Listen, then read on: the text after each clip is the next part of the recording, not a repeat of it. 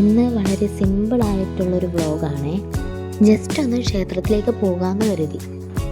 ക്ഷേത്രം വന്നിട്ട് കുറച്ച് ദൂരെയാണ്. എരുത്താവൂർ ശ്രീ ബാലസുബ്രഹ്മണ്യ ക്ഷേത്രമാണ് കേട്ടോ. ഇവിടെ നിന്ന് കുറച്ച് ദൂരമുണ്ട്. അപ്പോൾ ഓട്ടോയ്ക്ക് വേണ്ടി വെയിറ്റ് ചെയ്യണം. ആ സമയത്ത് നമ്മുടെ കുഞ്ഞിപ്പെണ്ണ് പൂവും പറിച്ച് നടക്കുക. എവിടെ പൂ കാണിച്ചിരുന്നാണ്?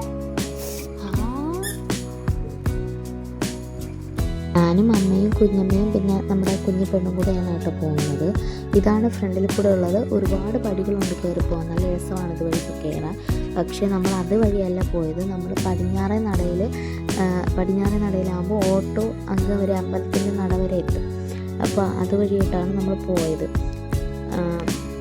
റോഡ് ഇച്ചിരി കയറി പോകാൻ പാടാണ്. അതായത് കട്ടാറിയ ഇച്ചിരി കുത്തനെയായിട്ട് നല്ല ഉയരത്തിലോട്ട് ഉള്ളതായതുകൊണ്ട് കയറി എത്തിപ്പെടാൻ ഇച്ചിരി പാടാണ്. ഫൈനലി നമ്മൾ എത്തി. ഇതാണ് കേട്ടോ ക്ഷേത്രത്തിൻ്റെ പരിസരം. നല്ല രസമാണ് കാണാൻ വേണ്ടിയിട്ട്. നമ്മൾ വൈകുന്നേരം ആയതുകൊണ്ട് പ്രത്യേകിച്ചും കാണാൻ നല്ല ഭംഗിയായിരുന്നു കേട്ടോ.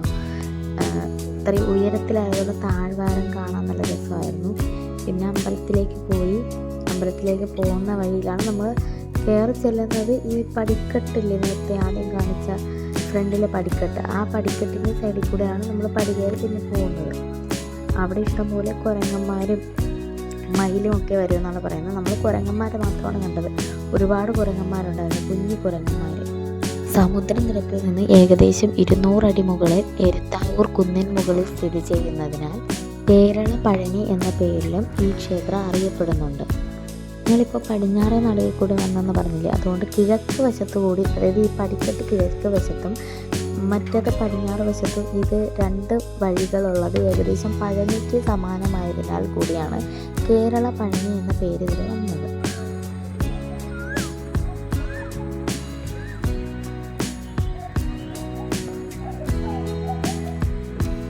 എനിക്ക് കാണാൻ പറ്റും.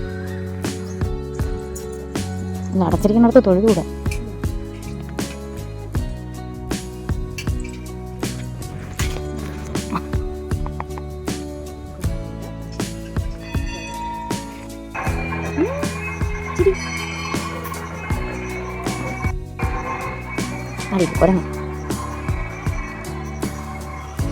ഇവിടെ എന്തരാ